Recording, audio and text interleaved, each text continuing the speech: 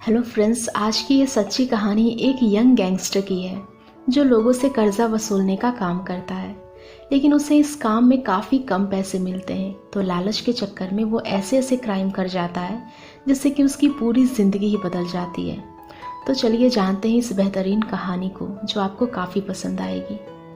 कहानी की शुरुआत में हमें किम नाम के एक लड़के को दिखाया जाता है जो कि अपनी फैमिली और अपने गैंग के लोगों को एक अच्छी ज़िंदगी देना चाहता है, जिसके लिए उसे ढेर सारे पैसे चाहिए। तो अपने लोगों को एक अच्छी ज़िंदगी देने के लिए वो गैंगस्टर सैंग के लिए पैसा वसूलने का काम करने लगता है। और फिर एक दिन किम जब सैंग को ढेर सारे कर्जा वसूली का पैसा ला कर देता है, तो इसके बदले उसका बॉस उसे काफ़ी कम पैसा देता है, जिस पर किम कहता है कि बॉस ये काफ़ी कम है, मुझे और पैसे चाहिए क्योंकि मुझे अपनी फैमिली के साथ अपने गैंग के लोगों का भी देखभाल करना पड़ता है। तो फिर इस बात से गुस्सा होकर उसका बॉस उसे थप्पड़ लगाते हुए कहता है कि कुछ ही दिनों में मेरी सिस्टर की शादी होने वाली है, जिसके लिए मुझे काफ़ी सारा खर्चा आने वाला है, तो अब मुझसे पैसे की बात मत करना।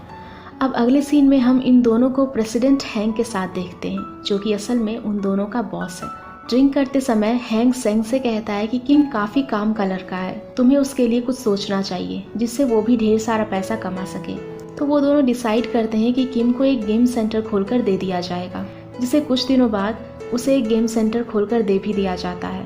पर किम का लेफ्ट हैंड जोंग उसे कहता है कि अब हमें दूसरा बॉस ढूंढना होगा जो हमें अच्छे पैसे दे, क्योंकि सैंग की गैंग में एक यंग नाम का गैंगस्टर है जो हमेशा उसकी चापलूसी करता रहता है। तो उन्हें इस बात का डर है कि उसका नाम छीन ना ले।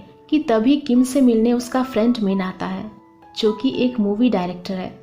मिन गैंगस्टर की लाइफ के ऊपर एक मूवी बनाना चाहता है, तो वो किम को और भी नज़दीक से जानने की कोशिश करता है। पर किम उसकी बातों को घुमाते हुए ह्युंजू नाम की एक लड़की के बारे में पूछता है, जिसे स्कूल में किम लाइक किया करता था। तो मिन उसे बताता है कि वो एक बुक स्टोर में काम करती है और फिर कभी कभी हम फ्रेंड्स मिला भी करते हैं, और इस बार तुम्हें भी हमारे साथ चलना होगा। और तभी किम को कॉल आती है कि दूसरे गैंग के लोगों ने हमारे गेमिंग सेंटर को तबाह कर दिया है। तो किम जल्दी से भागते हुए अपने गेमिंग सेंटर के पास आता है, जहां पर दोनों गैंगों के बीच काफ़ी लड़ाई होती है। और फिर इसी लड़ाई से सैंग एक मेंबर को जान से मार देता है। दरअसल कोरिया में एक नियम है कि कोई भी मेंबर एक दूसरे गैंग के मेंबर को जान से नहीं मार सकते, और अगर ऐसा कोई करता है तो उसे जेल की हवा खानी पड़ सकती है। लेकिन अब सैंग ने ये गलती कर दी थी जो उसे नहीं करनी चाहिए थी, और मिन भी वहीं पर था जो ये सब देखकर काफ़ी हैरान था। अब इसके बाद प्रेसिडेंट हैंग सेंग से कहता है कि अब तुम इस मैटर को कैसे संभालोगे, जिस पर सेंग कहता है कि कुछ पैसे देकर मैंने बात को दबा दिया और कुछ समय के लिए मेरी जगह पर यंग जेल में जाएगा और उसके लोग गेमिंग सेंटर को संभालेंगे। यानी कि जोंग की बात यंग को लेकर सही थी। अब ये सुनने के बाद किम काफ़ी परेशान हो जाता है। वो सेंग से कहता है, बॉस मुझे उस गेमिंग सेंटर की बेहद ज़रूरत है। अगर वो गेमिंग सेंटर मुझे नहीं मिला तो मेरी फैमिली और मेरे लोग काफ़ी परेशानी में आ जाएंगे। लेकिन काफ़ी रिक्वेस्ट करने के बाद भी उसका बॉस उसकी एक भी नहीं सुनता। और फिर तभी प्रेसिडेंट हैंग से मिलने एक प्रोसिक्यूटर पार्क आता है। दरअसल प्रोसिक्यूटर पार्क काफ़ी खतरनाक आदमी है, जिससे प्रेसिडेंट हैंग भी डरता है। अब थोड़ी बहुत बातें करने के बाद वो सभी लोग अपने अपने रास्ते निकल जाते हैं, जहाँ हैंग किम को भड़काने लगता है कि सेंग सिर्फ अपने बारे में सोचता है, तुम्हें किसी और बॉस की ज़रूरत है जो तुम्हारी वैल्यू समझता हो। और फिर किम भी उसकी बातों में आ जाता है और हैंग को ही अपना बॉस मान लेता है।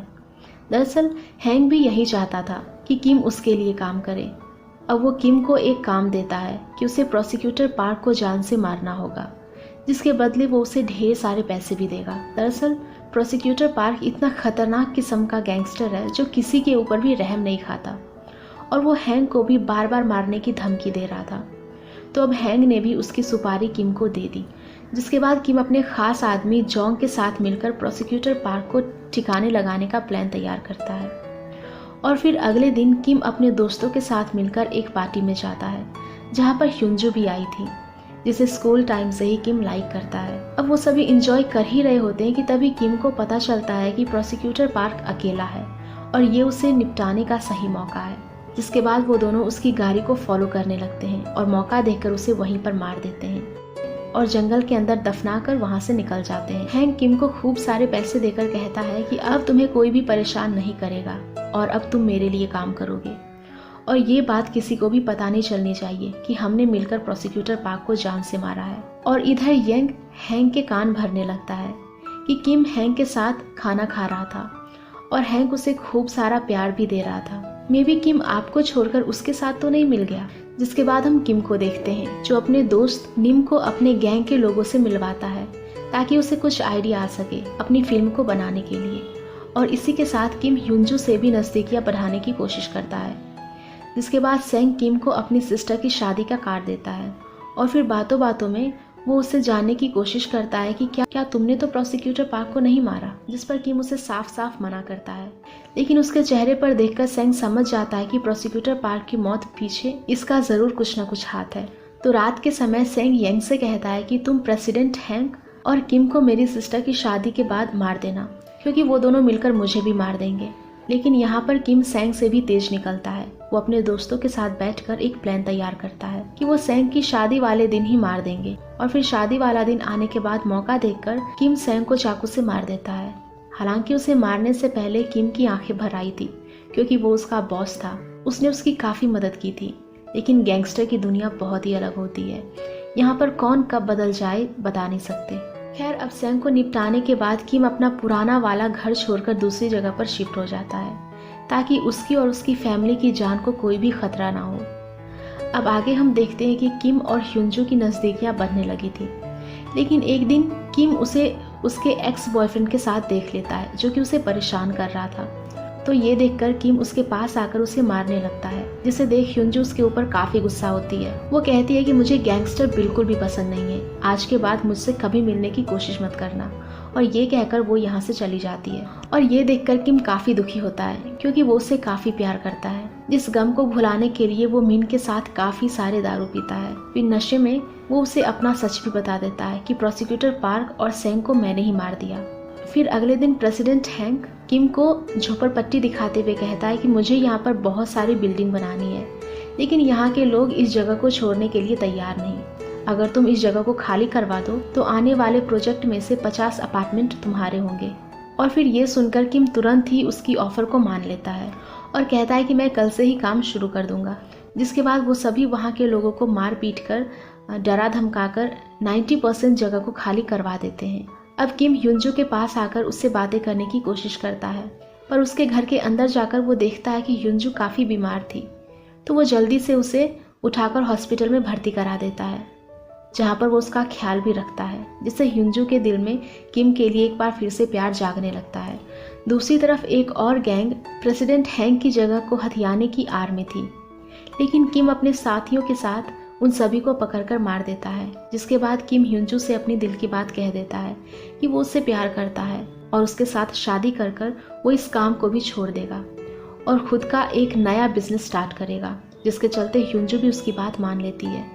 और फिर दूसरी तरफ हम देखते हैं कि मिन ने अपनी मूवी की शूटिंग स्टार्ट कर दी थी, जहां किम आकर उन्हें बताता है कि गैंगस्टर ऐसे नहीं बल्कि ऐसे लड़ते हैं। लेकिन बाकी के सभी लोग उससे काफ़ी डरा करते थे, तो मिन उसे वहाँ से जाने के लिए कहता है। और फिर फाइनली मिन की मूवी बन जाने के बाद उसे थिएटर में चलवा दिया जाता है, जिस मूवी को देखकर किम और उसके साथियों के होश ही उड़ जाते हैं, क्योंकि मूवी के अंदर वही क्राइम सीन्स थे जो किम ने अपनी असल जिंदगी में किए थे। किम समझ जाता है कि उस दिन दारू के नशे में जो भी बातें उसने मिन को बताई थी, उसने उन्हीं बातों को लेकर मूवी बना डाली। जिसके बाद वो मिन के पास जाकर उसके ऊपर काफी गुस्सा करता है कि तुमने ये ठीक नहीं किया। लेकिन मिन उसे जवाब देता है कि वो इसके बारे में किसी को कुछ भी नहीं बताएगा, ये तो सिर्फ एक मूवी थी। फिर आखिरी वार्निंग देकर वो मिन को छोड़ देता है। लेकिन जोंग किम से कहता है कि हम उसे ऐसे नहीं छोड़ सकते, जिस पर किम कहता है कि तुम उससे दूर रहोगे, वो मेरा दोस्त है, मैं उसे नहीं मार सकता। वैसे भी वो इसके बारे में किसी को कुछ भी नहीं बताएगा। लेकिन जोंग किम की बात नहीं मानता और उसे किडनैप कर धमकी देता है कि अगर उसने कुछ भी गड़बड़ी की तो उसे जान से मार देंगे। अब इस धमकी से मिन काफी डर चुका था।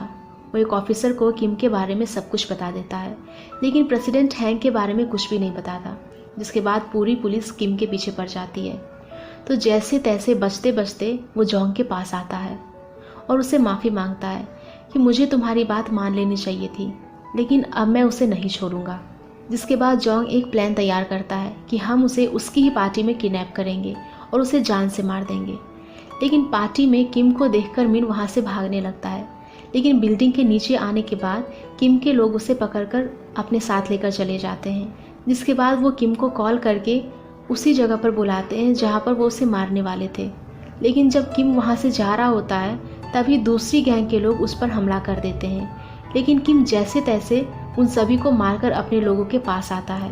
वो उसके लोगों को देखकर काफ़ी खुश होता है, लेकिन यहाँ पर कर्मा अपना जादू दिखाता है। जैसे किम ने अपने बॉस को मारकर उसकी जगह ली थी, वैसे ही किम को उसी का खास आदमी मार देता है और जोंग उसकी जगह ले लेता है। और वहीं दूसरी तरफ किम की माँ की भी डेथ हो जाती है। अब मूवी के आखिर में हम देखते हैं कि प्रेसिडेंट हैंक, जोंग और मिन एक साथ बैठे हुए थे, जहाँ पर एक बहुत ही बड़ी बात रिवील होती है कि किम को मारने का प्लान प्रेसिडेंट हैंक का ही था, क्योंकि उसे इस बात का डर था कि वो उसकी भी जान ना ले ले। अब मूवी के आखिर में हमें किम की एक झलक दिखाई जाती है एंड ये मूवी यहीं पर ख़त्म हो जाती है। सो गाइज़, अगर आप लोगों को ये मूवी पसंद आई हो तो प्लीज़ वीडियो को लाइक करना, शेयर करना और ऐसे वीडियोज़ के लिए हमारे चैनल को सब्सक्राइब भी कर देना। Thank you.